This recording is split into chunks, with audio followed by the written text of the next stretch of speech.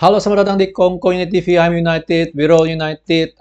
Breaking news sah akhirnya yang ditunggu-tunggu semua orang bahwa Ronaldo sudah keluar ya. Ini sah banget dari website manchesterunited.com. Ronaldo sudah keluar dari Manchester United.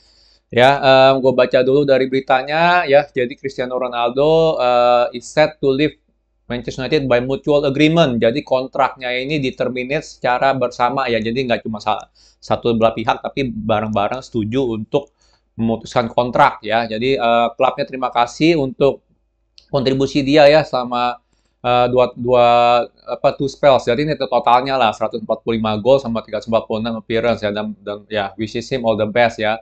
Jadi semua orang di Manchester United fokus untuk continue the progress under Erik ten Hag dan working together to deliver success on the pitch. Jadi ya gitulah. Ya jadi udah sah banget karena ini di websitenya Manchester United dan gue nggak tahu sih dia udah ada keluarin statement atau belum. Terakhir gue lihat di IG dia belum ada. Jadi ya we'll see lah dia ngomong apa. Tapi anyway ini video gue cuma pengen apresiasikan dan terima kasih kepada Ronaldo ya. Samalah seperti video gue sebelumnya lah tentang si Ole kan pas saat dia keluar ya. Jadi walaupun gue kritik sama Ole tapi gimana pun juga legends last forever dan juga Ronaldo sama. Ya kalau kalau ada channel yang masih pengen dapetin klik ngata-ngatain Ronaldo ya itu ya terserah mereka lah yang pasti I don't do that ya. Kalau kalau pemain atau apa udah keluar ya kita harus apresiasikan lah ya gimana pun juga Ronaldo seorang legend ya nggak perlu kardus nanyain legend mana Ronaldo atau Rooney atau siapa nggak perlu kardus kayak begitu ya bagi gua Ronaldo is a legend in the football dan juga in Manchester United ya faktanya ya sampai detik ini Saf itu ya salah satu yang dia paling respect gitu loh ya kan itu paling penting deh ya dan juga ya sebenarnya sih sayang nggak sayang juga sih ya kita tahu dia marah kali masuk itu benar-benar sebuah transfer news kejutan banget ya di tahun lalu benar nggak. Setelah dia tadinya tempted untuk pindah ke Manchester City ya kan ya karena dia masih pengen dapat ya semuanya lah egonya dia ya penghargaan segala macam ya rekor mecahin rekor Champions League. Tapi akhirnya dia memutuskan untuk pindah ke Manchester United dan sebenarnya pas saat dia join itu transfer kita nggak terlalu jelek ya kita dapat Jadon Sancho kita dapat Rafael Varane ya Ronaldo, Varane, Sancho kalau nggak salah itu tiga orang itu yang paling penting lah kita dapat musim lalu. Cuman sayangnya musim lalu pun itu breaking point untuk Ole benar nggak karena ya Ole udah mulai dapat kritisan juga gitu ya kan dia harus mengevolusikan taktik dia segala macem lah ya kan akhirnya jadinya berantakan ya kan tapi Ronaldo terlepas dari musim yang nggak kondusif kayak musim lalu dia salah satu top performer kita ya walaupun nggak konsisten ya gue inget banget musim lalu di Januari Februari itu dia miskin gol ya kalau nggak salah cuma berapa ya mungkin nggak ada gol kali ya kalau nggak satu dua doang itu jadi nggak konsisten tapi gimana pun juga dia masih top performance lah ya top performer menurut gua ya emang jelas ya masuk musim ini dia udah menunjukkan lah dia pengen keluar ya. Ya di interview walaupun dia bilang orang mau keluar ya dia orang lain mau dia keluar tapi gue yakin dia sendiri mau keluar di Juni ya makanya gue bilang interview itu 90% benar ya kan beberapa bohongnya ini yang menurut gue hal-hal seperti ini karena kita tahu lah dia yang pengen keluar. Kalau dia nggak pengen keluar Jorge Mendes nggak bakal pusing-pusing nyari nyari orderan buat dia kita nyari apa nyari nyari pembeli buat Ronaldo benar nggak jadi ya seperti itulah ya lalu ya jelas dia menurut gue sih breaking point-nya udah ya semenjak dia mau keluar ya akhirnya ya gitulah ya oke lah dia ada kata sakit benar nggak maksudnya anaknya sakit yang cewek benar nggak makanya nggak ikut preseason tapi ya menurut gue itu juga sekali lagi salah satu kebohongan dari dia ya ya kan sakit 1 minggu dia preseason 1 bulan lebih ya setelah itu lu jalan lah benar nggak jangan diem doang gitu loh benar nggak jadi terus ya akhirnya gitulah awal yang kurang baik antara Ronaldo dengan Ten Hag ya akhirnya berujung-ujung dan Ten Hag sih gue 100% bela ya walaupun gue bilang interview Ronaldo itu apa namanya ya dia cuma ngomong jujur apa adanya tapi tetap gue bela Ten Hag 100% karena ya di interview itu tersebut juga Ronaldo cuma nunjukin ego dia ya kan dia nggak respect apa Ten Hag karena Ten Hag nggak respect dia ya so what gitu loh benar nggak ya kan kalau misalnya Ronaldo perform gitu kan ya anggap aja oke lah dia nggak ikut preseason nggak dimainin oke lah gitu kan semuanya oke lah dia bisa terima segala macam. Dan masuk akal itu masuk akal banget bukan alasan. Cuman ya gitu pas ada kesempatan juga dia nggak nggak tajam gitu loh, ya kan. Dia nggak match fit segala macem, ya sorry aja menurut gue sih Ten Hag 100% benar.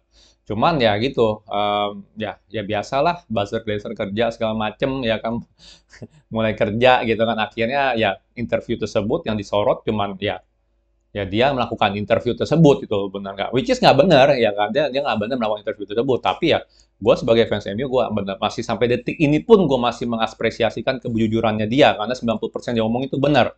Ya dia nggak benci, dia nggak respect Ten Hag karena Ten Hag tuh bego bukan pelatih atau apalah segala macem ya, karena dia botak gitu kan, dia rambutnya Ronaldo lebih bagus misalnya, enggak kan, tapi karena ya dia ngomong jujur apa aja karena egonya Cristiano Ronaldo terlalu besar gitu loh untuk jadi pemain cadangan. Nah, itu aja sih kalau gue bisa bilang ya. Tapi anyway itu udah berlalu ya kan, akhirnya saga Ronaldo udah keluar, udah selesai. Em, apa namanya? Ya gue benar-benar terima kasih banyak ya. Tetap gue mungkin orang yang paling beda sendiri ya karena dalam melihat interview tersebut. Gue yang paling ya ibaratnya lebih positif sendiri lah, positif vibe. Gue lebih positif vibe tentang interview tersebut ya. Walaupun nggak benar, tapi yang gue suka ya dia ngomong jujur apa adanya gitu ya, bahkan menunjukkan ego dia. Tapi ya gimana pun juga, terima kasih Ronaldo ya, terima kasih banyak ya 2 musim di Manchester United. Terima kasih sudah memberikan harapan untuk kita di musim lalu, bahwa kita mungkin bisa juara lagi gitu di musim lalu ya.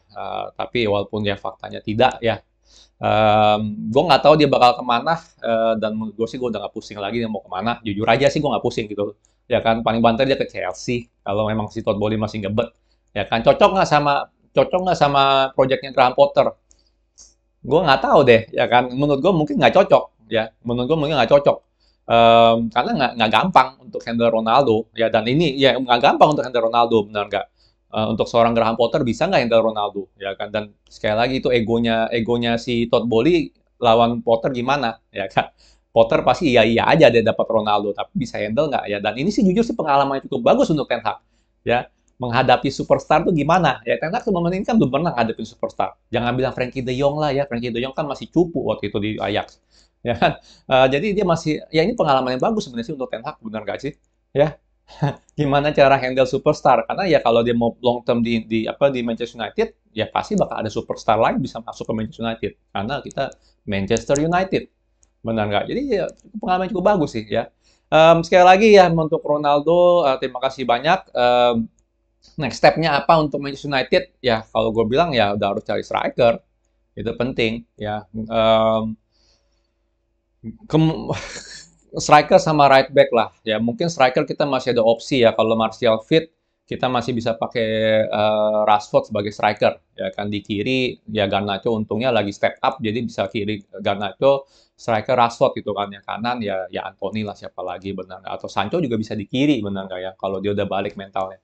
Jadi untuk striker ini sebenarnya masih ada opsi ya, apalagi Martial udah mulai balik. Ya lumayan loh, dia udah mulai balik training sekarang. Tambah lagi ada sebulan World Cup dia nggak ikut, jadi harusnya sih Januari dia udah fit. Harusnya ya, kalau dia nggak sengklek lagi di latihan. Ya kan, makanya dia marah-marah kemarin tuh sama siapa tuh, sama si youth-nya Manchester United ya. Jadi mungkin striker di Juni sih udah pasti harus cari, udah pasti. Udah pasti harus cari Juni ya. Em, Januari mungkin masih cari right back mungkin masih masuk akal lah. Tapi ya gitu, kalau cari di Juni ya bakal susah. Dan Januari juga susah sih. Misalnya lu kita mau ngambil Gakpo, siapa yang emang dia mau jual Gakpo? Memang PSV mau jual. Apalagi Gakpo udah baru ngegolin lagi. Apalagi Gakpo kelihatannya bakal bagus di World Cup. Emang dia mau jual? Ya karena tadi mau dijual harga 50, harganya berapa sekarang? Apalagi Januari. Januari pasti harganya lebih premium. Ya kan? Karena ya orang yang beli di Januari berarti orang yang desperado doang gitu loh, pengen memperkuat tim. Benar nggak? Ya kan orang desperado dan nggak gampang.